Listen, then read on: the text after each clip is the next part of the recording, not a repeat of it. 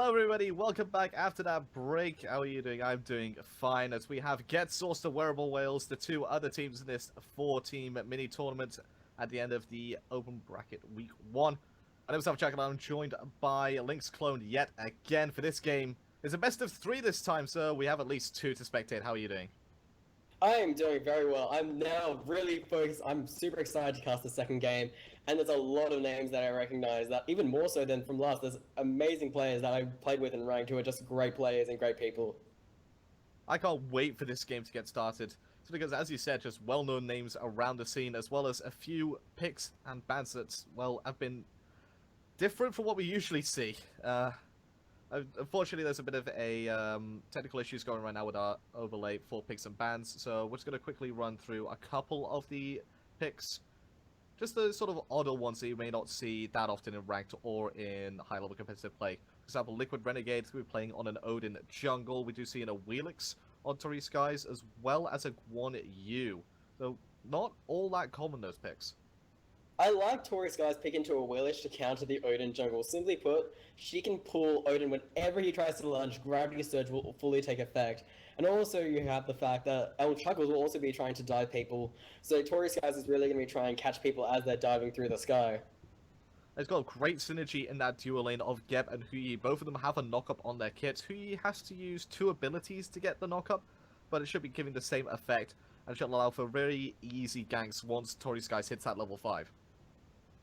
Yes, as well as the fact that I have that CC immunity to cleanse off things like Taunt, because it's another Athena Medusa combo for Get Sourced, which is, as we saw last game, a very devastating early, mid, and late game combination.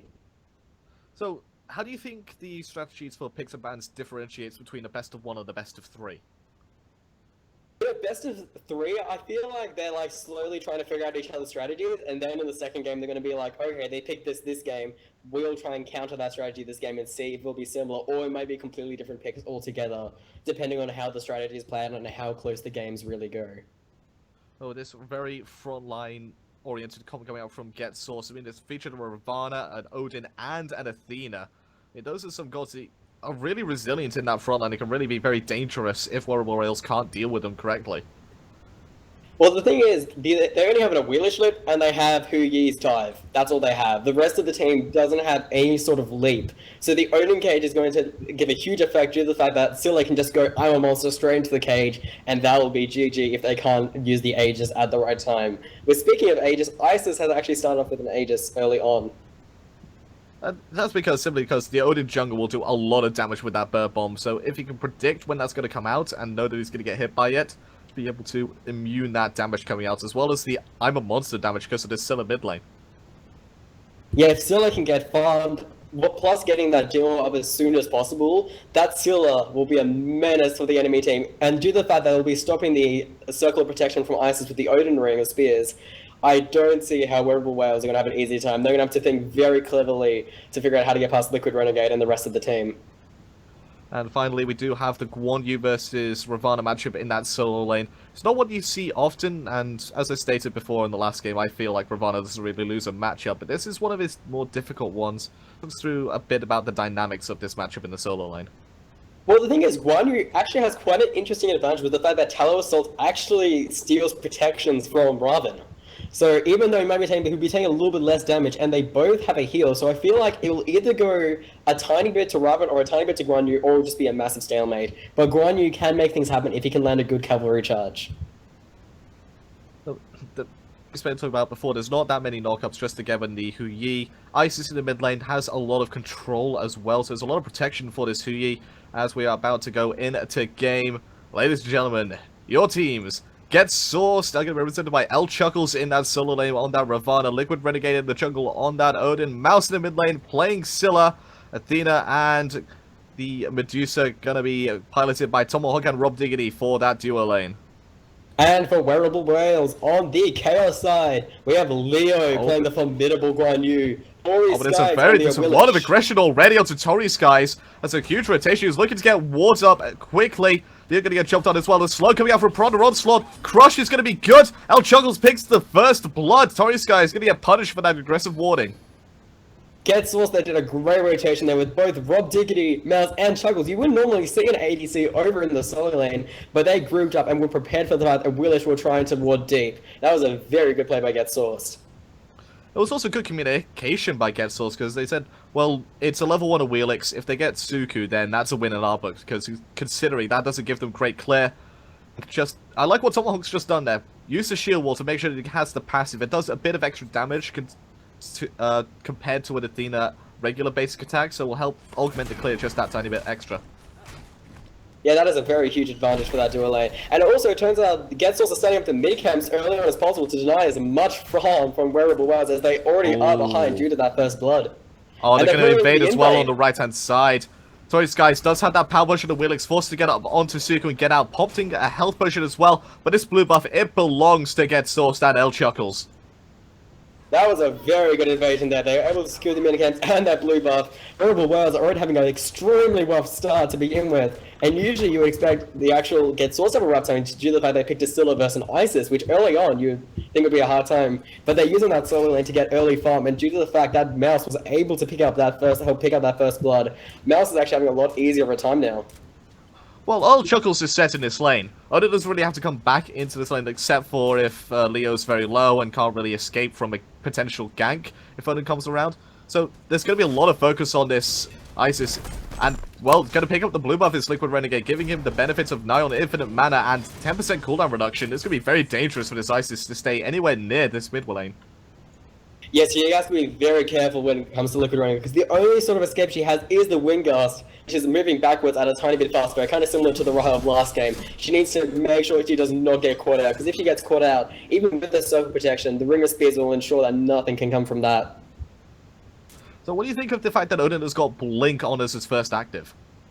I think that's a very good pickup, because what he's going to do is he's going to blink, pop the Ring of Spears down, and then lunge on top of them. Because instead of having to lunge and then put the Ring of Spears, he gets the element of surprise. Because lunge is actually quite a long cast animation, and takes a while for it to land and do its damage. And also gives him the added benefit to being able to use the lunge defensively if needs be. And, well, just if he manages to find somebody in that cage, he can then just use the Bird Bomb combination aggressively and just get instant damage onto somebody. He's hit level 5, he's looking for the lunge aggressively, he finds the cage onto Picklefinger and onto Tori Skies. There comes a beautiful Aegis though from the Isis to mitigate the damage coming up from Mama Monster. And Liquid Renegade luckily dodging the Spirit Ball, otherwise he would be in a world of pain there. Tori Skies trying to land a Jaguar on them, but sadly can't find the Suku to land. That was actually a very good job by Picklefinger, just waiting as long as they could for the Aegis to need to be pulled for Mouse, because otherwise Picklefinger would be in a world of hurt, and it would have actually buffed Liquid Renegade due to the fact that his passive on Odin actually helps if he gets kills in that Ring of Spears. And the duo lane, a bit of damage coming onto Tomahawk.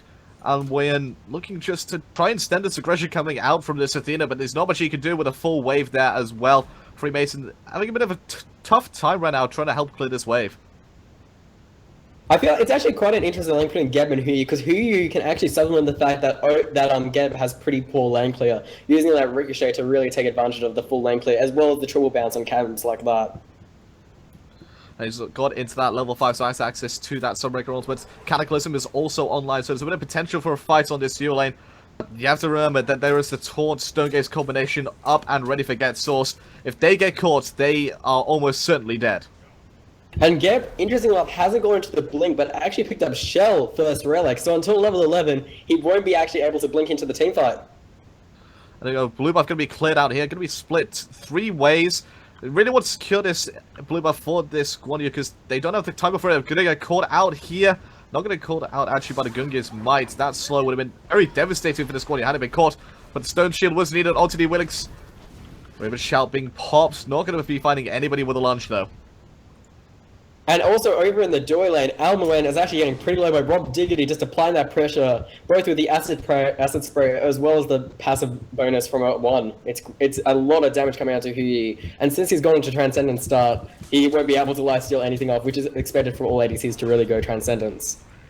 So why don't you talk me through this reinforced Greaves pickup by Liquid Renegade? Those are value boots!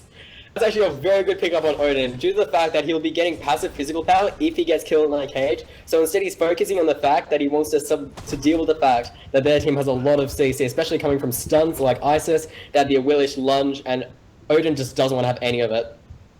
Also considering he's going to be leaping in aggressively, he doesn't have that self-peel for himself, so he's going to need that extra health afforded to him by this reinforced crease. Doom Wall finished by Scylla, giving him a lot of extra power, and basically an ability to clear this wave in this early game. Yes, now that Mouse has it, that's a huge advantage for him to be getting it before the ISIS.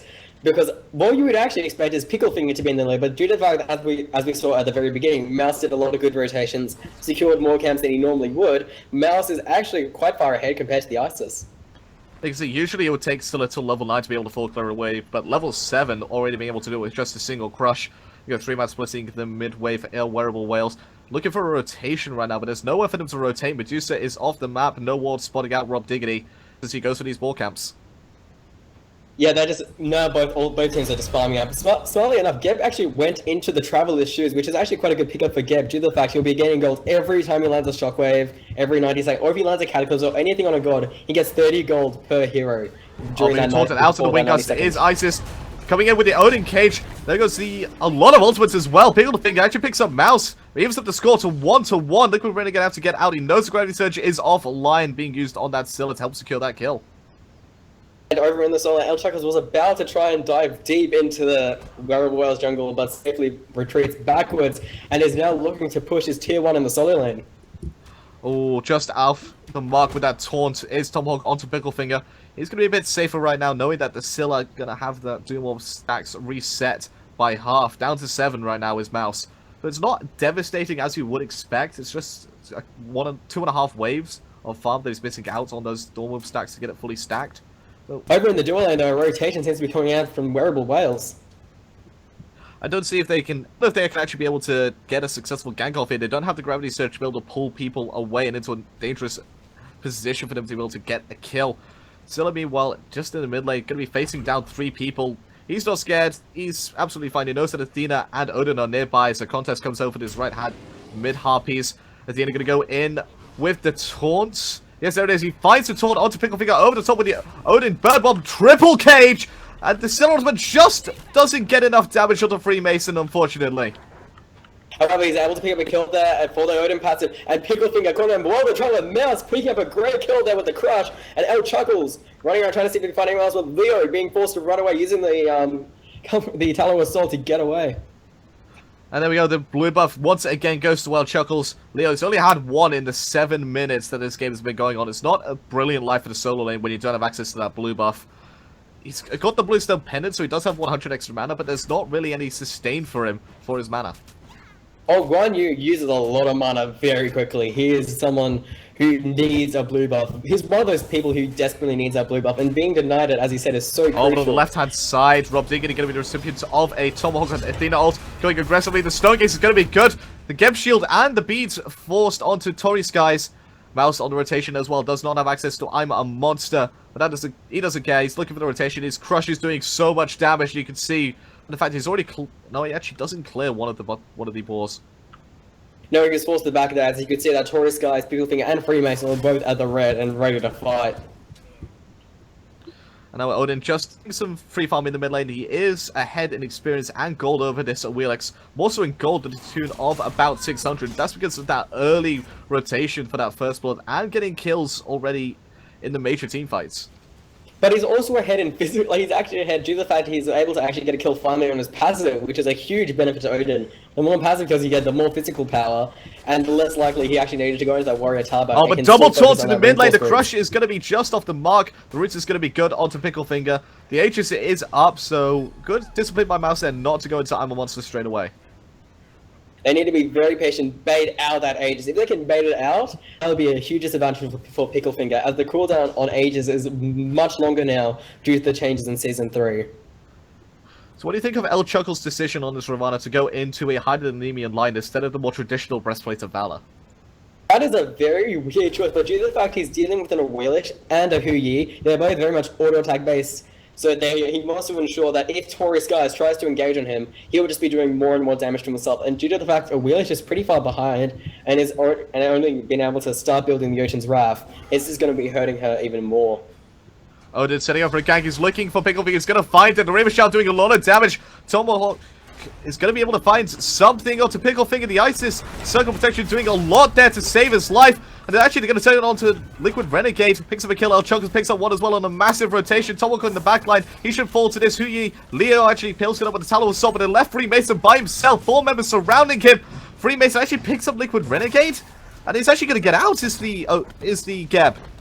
I wouldn't say so just yet. They're prepared to dive, and instead they back off. While Amwen and Leo both staying under the tier 1 and tier 2 with Freemason as well backing off to base, trying their best to recoup after that bad team fight for them. This could actually possibly be a Gold Fury for Get Sourced. I don't think so. They don't have the guaranteed secure without Amber Monster or the Stone Gaze. They do have Odin Cage available to him, but Liquid Renegade is dead right now and can't rotate to the Gold Fury in time. So it'd be very risky for them to do it. However, Wearable Whales, Isis Circle Protection coming up in 36 seconds. When that comes up, they have a line to the Gold Fury if they want to take it. They had to be careful though, as you saw earlier in that team fight, Odin made sure to put the cage down just to stop that circle protection doing anything at all except for damage, which is a huge disadvantage for Wearable Whales. However, Athena's going to find another double taunt over there, and under Crush is going to be good. Gets rid of the Geb Shield instantly. Freemason going to be taking a lot of damage. Pickle Finger under Tower, forced to retreat. Leo on the rotation with the Talon Assault, doing a bit of damage back to Old Chuggles, but Leo doesn't care. Leaping in with the Bird Bomb, going to find a lot of damage onto Freemason. There goes the Odin Rage Cage. Jumping into it is a Wheelix. That's another place you want to be. It's not safe. I'm a monster going to be off the mark, unfortunately. They're going to be able to find a kill. Tomahawk finds Freemason, but not inside the Odin Cage. Doing Gravity Surge right now. The Stone is going to be good onto Leo. Tony Skies is going to fall down to Rob Diggity. And Picklefinger, he's going to have to defend against 5 by himself. Alwyn on the rotation, but it's not going to be in time. Coming in from the door lane there, trying to see if he can aim. Rob Diggity is able to pick up Picklefinger, and Alwyn forced to use the dive bomb to get away from this devastating combo from Get Source. Oh, coming out with the Sunbreakers just to try to defend his tower, but it's not going to be enough. Robert Diggity, he needs to get out of there. One more shot could be the death of him, and Alwyn picks him up thanks to the tower, helping out with an assist. Yeah, Rob Diggity stayed for just a little bit too long there on the Medusa, due to the fact he actually doesn't have any sort of lifesteal up yet with the RC. He only has the Transcendence and Warrior Tabe. He needs to be just a little bit more careful, and they weren't sadly able to secure a tier 2, which would have been a massive advantage for Get Sourced in that game. 1,500 golds added to your team's coffers 12 minutes into the game. It's a huge amount of pressure as well, that mid lane being gone. What I'll talk about right now a bit about Odin. He's gone into the cloak right now. There's 4 different items this can go into, and just before I get to ask my question, he's already decided for me. It's a Heart of the Urchin. Heart of the Urchin is still definitely one of the best items to pick up in Season 3 on almost any tanky character. If you can pick it up as early as possible, get as many stacks, you get 30 magical and physical protection passively if you get the full 10 stacks, plus health and mana. It is one of the best items in the game. Well, considering Odin is already building stacks on his passive in team fights, he really wants to be... It's a good item for him to pick up because he'll just get stacks a lot quicker as well. Going to be finding a good amount of damage with that Crusher. Double taunt coming in from Tomahawk, but there's absolutely no follow-up afterwards. However, Picklefinger forced to run back. Liquid Renegade considering going in, as he does have the Blink and Awakening Curse ready to go for the team fight, and they're just staking around in Wearable Whale's deep jungle area. Get Source looking very aggressive. Almwyn going to be forced to use a dive bomb defensively going back into the tower, but that just means that they know it's down. There's no escape from this Odin Cage, which could be coming out very soon. Tony Sky's going on the defensive rotation just to try and help defend this tier 1, but it could be a Gold Fury bait coming out from Get Sourced. And they started off the Gold Fury. Everyone from Wearable Wells, except for the Guan Yu, is slowly rotating over, trying to make their way in, but Tomahawk is doing his absolute best to zone them out as Liquid Renegade, Rob Diggity, and Mouse getting up a nice crush there. But Tomahawk getting hit by Spittle. Odin Lunge is going to be good. Going into the backline is El Chuckles. What's going to come out, do a lot of damage. One gets obliterated. El Chuckles finds Picklefinger. Tony Skies in the backline. Dice Rob Diggity. Going to be turning on to Leo. Full 5-man roster. He's going to get obliterated by Mouse, who's got a double kill. And just like that, Freemason's left with no friends. And Freemason sadly will not be able to defend that Gold Fury anymore, and Mouse is getting altered upon, and Tomahawk is able to straight away get back into that Gold Fury, picking up a very easy Gold Fury for Get Source, and putting Wearable Wells much further behind. Let's have a look at the graphs. Yeah, as you can see, it's a 10,000 experience difference, 7,000 gold difference against Source. They're going to add another 1,500 gold to that gold difference. It's becoming almost a snowball here for Get Sourced.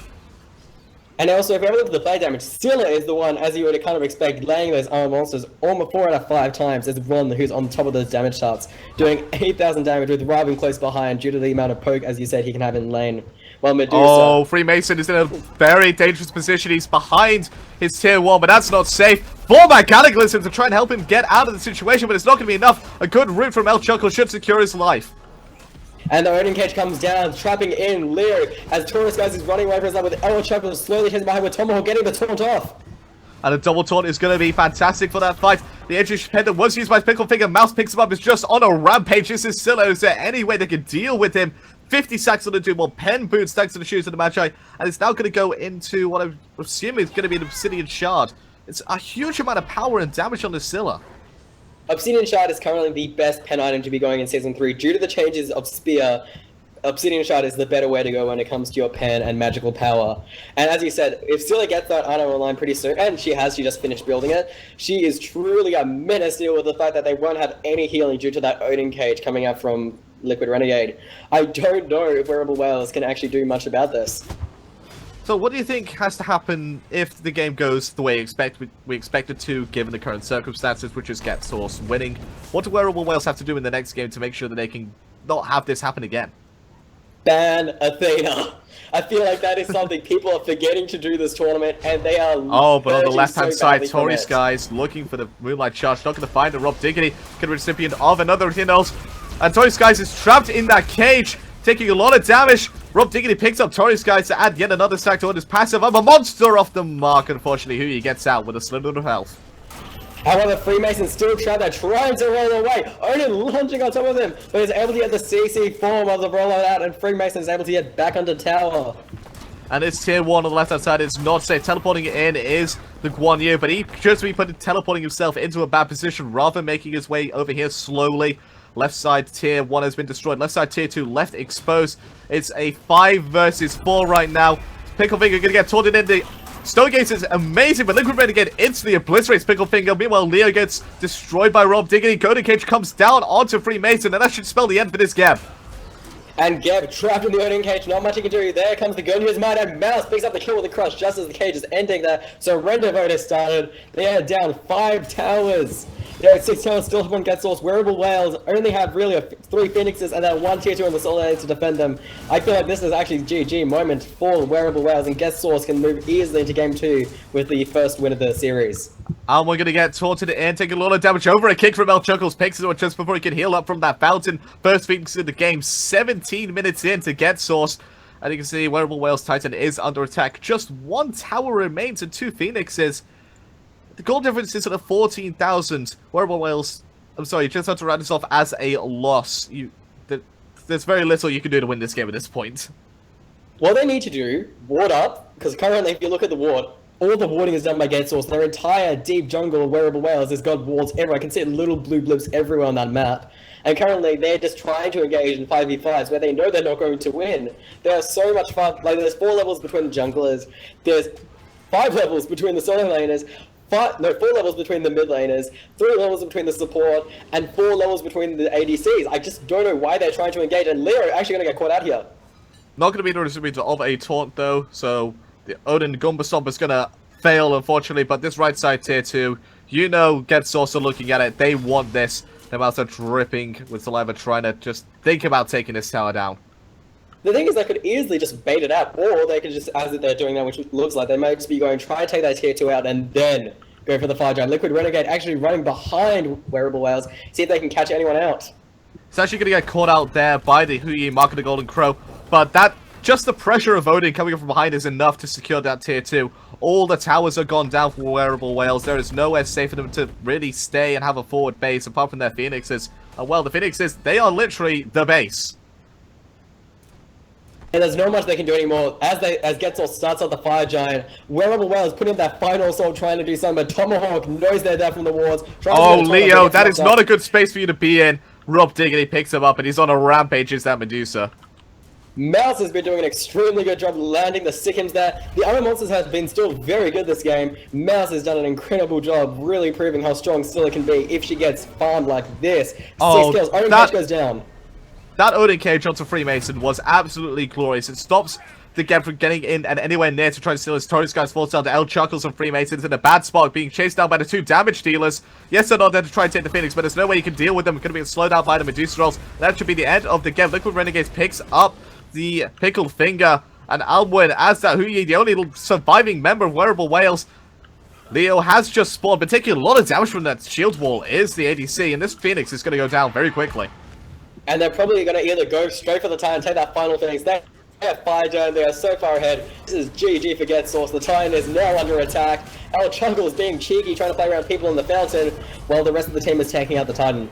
Oh, Alban actually picks up Liquid Renegade, getting put into the fountain there. Taking a lot of damage. Leo finds Rob Diggity, shut him down. Toy's going to get blown up by the crush on the unstoppable killing spree. His mouse taunted out, but managed to defend the base to Wearable Whales.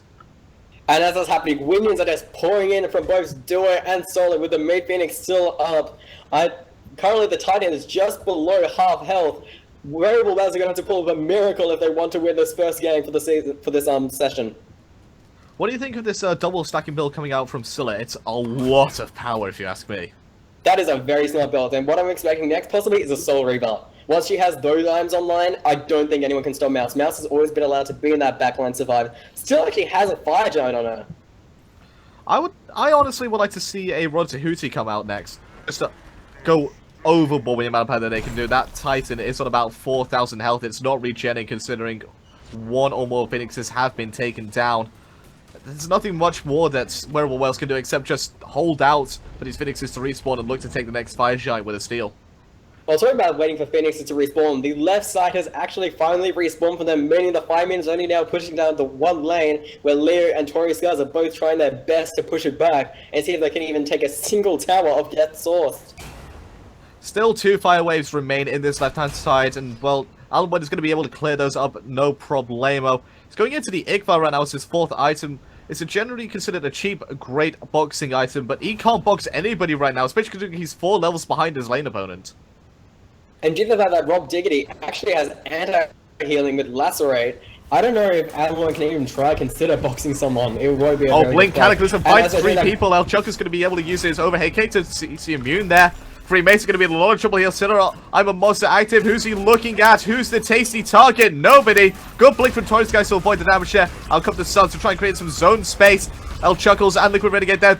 Zone down complete, but that crush was huge, doing so much damage to Torrance guys and Freemason. The Gev's in a lot of trouble. Liquid Renegade jumping over the top. A lot of damage. The Gev shield's going to be good. Triple taunt into a triple root. This should be the end of Freemason, and indeed is. Mouse brilliantly predicting the dash from Leo and gets him with the crush. Toy Sky's going to be the next one to fall, but all 3 Phoenixes are down. This Titan is going to fall. That is GG to Get Sourced. Well played, Get Sourced. They've done an incredible job going into this first game of the series. And if they continue this up, they might just take it 2-0. So, as we discussed before, Athena needs to get banned. Is there anything else that Wearable Whales need to do to make sure that they can take this best-of-3 series? Really, that Athena was also dealing with the Odin. Odin in that game was really one of the things. Like, they picked Isis, there was an Isis into an Odin. I don't exactly know how the picks went, so it may be an Isis then countered by Odin. But that Odin really shut down Wearable Whales, where they just couldn't do much with when it comes to healing, even though they had both an Isis and a Guan Yu. Just so much pressure coming out, and again, I'm going to have to give my player of the game to yet another Athena player. It's just... this needs to stop. Athena needs to be banned. I feel like, actually, I'm going to give it to Mouse, personally. Because I feel like Mouse did an incredible job on the Scylla, landing those Sickens, landing those Crushes, and landing almost all the armor monsters, getting very much fed. And against an Isis is a very good achievement for a Scylla to have. Well, you can make a case for every single one of Get Source's players to take the MVP there. So, let's give it to the entire team and call it quits. Yep, the entire team. That's what they went, yep. We're going to be right back as we set up the Spectator for the next game. Game 2 of Get Source versus Wearable Whales coming at you live in just a moment. Have a nice day.